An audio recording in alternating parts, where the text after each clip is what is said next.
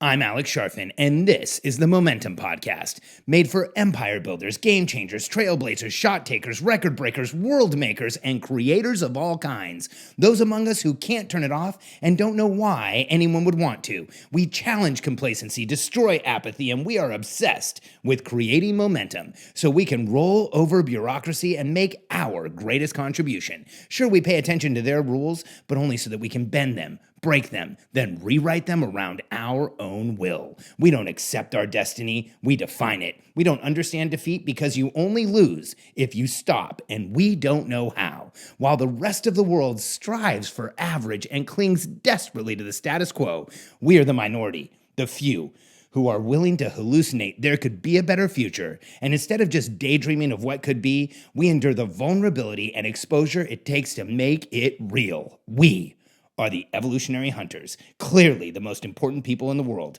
because entrepreneurs are the only source of consistent, positive human evolution, and we always will be. What's with your clothes? This is a little bit of a different podcast episode around a question that I get asked quite a bit, like, why do I dress the way I do? In fact, last week, I was on a podcast with Nick Bayerly, and he did an interview with me, and he posted on Facebook, I'm interviewing Alex Sharfin tomorrow. What questions do you have for him? And there was a lot of questions. I'll share a few more of them later. But one that came up was, what's with the clothes and the shoes? And it's funny because it's a question that, or it's a topic that comes up pretty often. In fact, just this weekend, I was at the racetrack at COTA here in Austin at Circuit of the Americas. My friend Mike Dillard was in a Porsche race, and we went over to watch him, which he actually podiumed. It was awesome, and went 1-2 in his division, or he and his friend Brett went 1-2 in his division. But it was awesome to watch. Anyway, I was there, and I was hanging out with Alex and Layla Hormozi, and we were talking to somebody about when we all got together, and Alex Hormozi even said, yeah, you know, when we first started working with Alex, Layla was the one who wanted to. And he made it clear, Layla was the one who wanted to. And he even shared the dialogue. He said, Layla said to him, hey, you know, I think we really want to work with Alex Sharfin. And Alex said, you mean the guy with the glasses and the weird shoes? So I want you to understand something. The way I dress has nothing to do with trying to be cool. In fact, for most of my life, I tried that. You know, I tried to wear clothes that made me feel better. I tried to wear clothes that made me look better. I tried to like participate in fashion. And I'll be honest with you, like I have no problem telling you, I was terrible at it. I wasn't very good at dressing. I wasn't very good at picking out the right clothes. I wasn't very good at fashion at all. And more importantly, I hate it. Ever since I was a little kid, I've been incredibly sensitive. And I don't just mean sensitive, like emotionally sensitive. I mean sensitive skin, sensitive to chemicals, sensitive to smells, sensitive to tastes. You know, if I get around somebody who has the wrong type of cologne on, I start sneezing like crazy. Like, I am hypersensitive to my environment. I believe that is part of being an evolutionary hunter. My senses are tuned to a very high level so that I feel and experience everything in the environment like a hunter should. And for me, ever since I was a kid, clothes were horrible. I remember if anything had like a weird texture or a material that was odd or a seam that was in the wrong place or a tag on the back of my neck, clothes would drive me crazy. There was clothes that when I was a kid, I just refused to wear. And I was always like fighting with my parents because I wanted to wear the same 2 or 3 things all the time. And as I got older, I decided to try and, you know, be cool and buy clothes and dress better. And I was on a quest to find clothes that didn't bother me. And I remember always thinking, as soon as I can spend enough money on clothes, they'll be comfortable. As soon as I can buy the right type of clothes, they'll be comfortable. As soon as I can get custom made stuff, it'll be comfortable. Well, I went down that road. In my 20s, I used to buy off-the-rack suits. Then I had a company that started doing really well. I started getting my shirts, my suits custom made. And I can tell you that the same thing happened with the custom made suit with the off the rack suit. I would put it on in the morning and it would fit. I'd put on the suit. It was never comfortable. I never enjoyed it. As I'm talking right now, I'm walking around because I'm getting physiologically uncomfortable because I remember getting up in the morning and taking a shower and getting out and putting on my underwear and having to put on a t-shirt, then a dress shirt, then folding over the French cuffs, then getting the cufflinks in, then a tie, then a pair of pants, then a belt, then the dress shoes, then the socks, then the dress shoes, hopefully not the dress shoes, then the socks. And like that whole uniform sucked. There was nothing about it I like. Now, I will say this. There are guys out there and women out there who dress clothes make them feel like they're wearing a superhero costume. Like literally, I have friends who a really fine tailored suit, for them, there is nothing that makes them more confident. And I respect that. In fact, I'm not saying anything against the people who wear normal clothes. Sometimes I wish I liked them because, let's be really honest, for me, it would be a lot easier if I dressed like everyone else. It would be a lot easier if I just dressed for status. If I went out and started buying a bunch of clothes that were worth more money, then people wouldn't talk about it and it wouldn't be weird. And it wouldn't be the thing where Alex Hormozy says, "You mean the guy with the weird glasses and the shoes?" Because once I had hit the end of the road as far as buying clothes and getting custom suits and doing everything I could to be comfortable, and I still wasn't there, I got frustrated and decided to change everything. A few years ago, my father-in-law passed away. His name was Mike Mayo. And this was the day that I made the decision I wasn't going to put a suit on again. I spoke at Mike's funeral. And I remember being uncomfortable that entire day. I was uncomfortable with the funeral. I was uncomfortable with the fact that just 2.5 months earlier, we had found out that he had had cancer, and we had less than 75 days from the diagnosis to the day he died. I walked into his funeral wearing a suit, and I can remember, as I talk right now, I remember how the half-line pants in my custom suit felt. I remember how the jacket felt, how the shirt felt. All of it felt like I was wearing somebody else's clothes, even though I'd paid thousands of dollars and they were custom tailored to me. And what happened that day was what happened every day when I was younger. I would put the suit on, I would wear it, and by the end of the day, the neck was tight, the shoulders were tight. I mean, literally, the inflammation in my body made the suit get tighter as the day went on. And I remember thinking that day, you know what? Mike wore a t-shirt or a Hawaiian shirt and a pair of shorts and sandals wherever he went, and he just did his own thing. He was an entrepreneur just like me. And I decided I just was going to opt out, and I wasn't doing it anymore. And I went on a quest to find the absolute most comfortable clothes I could. Because if I wasn't going to dress for fashion, I decided to dress completely and totally for function. How could I find the most functional, the most comfortable, the most easy to wear clothes that are out there? So I went out and started buying clothes that wear like pajamas, that feel like you're going to bed. I wear Lululemon t-shirts because they're by far the most comfortable shirts out there. You can wash them 100 times. They don't shrink. The collar doesn't get weird. The arms don't stretch. I went out and found pants that I like that I wear most days. They're by the company called Kuhl, Kuhl.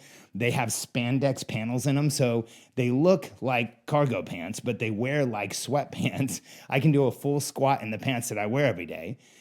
And the shoes, I've had feet problems for most of my life. And at the same time that I was going through a lot of other stuff and realizing that I didn't want to wear suits anymore, I was also curing my feet with some content that we have called Primal Foot. And part of that is the fact that the feet are the control system for our lower body. When you look at your hand and in relation to your arm, if I was to take your hand and put it in a mitten that kept it straight, if I could like put it in a stiff mitten, or if I put your hand in a shoe and you kept it there for weeks, when you finally took your hand out, it would be hard to move around. You would have some tension. You would have some compression of the tissues. You would have some tissues that had gone dormant because of being shoved in a shoe. Well, that's exactly what happens to our feet. And so many people, including me, experience foot pain and plantar fasciitis and shin splints and all kinds of other things in our lower body. And the fact is, it's because we're taking our feet, the ability of our feet away. Our feet are responsible, or our feet have more interoceptors and exteroceptors than anywhere in our body. There's more nervous tissue in our feet than anywhere in our body. And that nervous tissue is connected directly to a part of the brain that's responsible for proprioception, or understanding where we are.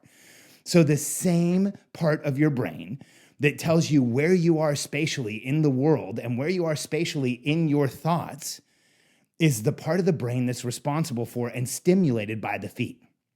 And the challenge is when we put our feet in coffins called shoes and we walk around all day getting barely any stimulation, neuropathy can't help but start happening. And neuropathy is the condition that happens in the body when nerve tissue goes dormant because it hasn't been used.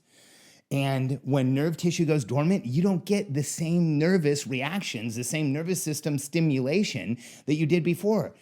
So when I look at people who are older, who can't find their way around, who walk out in front of their house and they get lost, who can't really understand things as well as they did, how much of that is constraint caused by putting our feet in shoes? Some have said that's kind of a long shot of an argument, but the fact is, if you look at the science behind it, it really isn't. And there is no legitimate argument for shoes anymore. I mean, protecting the feet, sure, but there's no reason why we need to wear the shoes that we do. When we look at 100% of the shoes that are out there for running, most of them, at least 90%, are on a downgrade. So the heel actually puts you on a downhill. Human beings are walking around all day standing on a downhill. What would it do to someone to be constantly on a downhill? Subconsciously, what does that do to you? Does the download make you feel accelerated, pushed forward, overreactive, maybe a little overstimulated? I'm glad most of the population isn't walking around that way. The fact is, almost everyone is. And when I switched from normal shoes to first somewhat functional shoes and minimalist shoes, and then I found Vibram 5 fingers, it was like my entire lower body came back to life. My flexibility increased. I feel better. When I get out of bed, I like when my feet hit the floor, I no longer feel pain. I used to have a hard time walking across the room barefoot just a few years ago. And then when I switched and started the Primal Foot exercises, you can go check them out at primalfoot.com. And I bought Vibram 5 fingers. My entire lower body changed. My entire physiology changed. My back pain went away. My shoulder pain went away. It's been one of the biggest changes I've ever made in my life is deciding to wear what I want to wear no matter what. And a few years ago, after I'd made this decision, I had a large billion-dollar-plus company sign a big consulting contract with us where I was going to go out and train their company 4 different times throughout the year. And I remember we were on the phone with them and we were finalizing the deal and they said, hey, we just wanted to bring up one thing. We've looked at your speaker reel. We've looked at all of Alex's stuff. We saw, his TV appearances, and we understand that he wears a t-shirt all of the time. And now we've never had anyone speak in a t-shirt at our event before. And I was on the call, so I said, well, it's going to be great to see how your audience reacts. It'll be a great pattern interrupt for them. Because I wasn't switching. Here's why. I can't explain how much different it feels to feel confident in the clothes I wear because I'm comfortable in my own skin than it used to feel when I wore clothes that I was uncomfortable in that were supposed to inspire confidence. I used to wear suits that were thousands of dollars, shirts that were hundreds of dollars. It was ridiculous. At one point, I threw out 6 figures worth of shoes from all over the world, some custom made, because I had tried to get to the place where clothes just felt comfortable. And the fact was that no matter what I did, as long as I was wearing dress clothes, I was painfully uncomfortable. I was itching. I was fidgeting. I didn't want to be there. This morning on Facebook, a friend of mine, Albert Harapetian, posted a series of pictures from 8 years ago. And in that series of pictures, I'm wearing a suit. And I'm seated in a suit. I'm standing in a suit. And I can tell just by looking at the pictures how uncomfortable I was. I stand different in a suit. I sat different in a suit. And so for me, when somebody asks what with the clothes, it's not a short answer. See, for me, the clothes are about showing up as who I want to be every single day and being able to feel comfortable in my own skin, because nothing has made me as comfortable as declaring who I am and accepting it. And a big part of that for me was wearing what I want to wear every day, regardless of what I'm doing, and feeling comfortable. And these days, when I go into my closet, first, it's about 80% empty because I used to have this massive dressing room, where I had tons of, dozens of suits and 20 or 30 shirts, maybe more than that, 50 or 60 ties and dozens of pairs of shoes. And I got rid of all of it. And today I go into my closet, I grab a pair of the same type of pants that I wear every day. I grab one of the shirts that I wear every day. They all match each other, so I don't even have to think about it. There is zero decision-making fatigue. I come down, I put on my Vibrams, and all of that dressing stuff, all that energy that used to be getting ready in the morning is now reserved for something more productive and moving me forward. So that's what's with the clothes. If you're interested in understanding more about your feet and understanding why so many of us have challenges with our lower body, our mid back, our low back, our shoulders, and so many entrepreneurs have challenges with flexibility and body pain and literally foot pain, shin pain, heel pain, ankle pain, go to primalfoot.com and check out why I started stopped wearing dress shoes and started treating my feet like they're supposed to be, like the control system for our lower bodies. And the next time you go out to buy clothes, take a chance. Try it. See what you can buy that feels comfortable. See what you can buy that feels good on your skin. See what you can buy that makes you feel more grounded, more calm, more present, and more aware. Because for me, that's exactly what's with my clothes.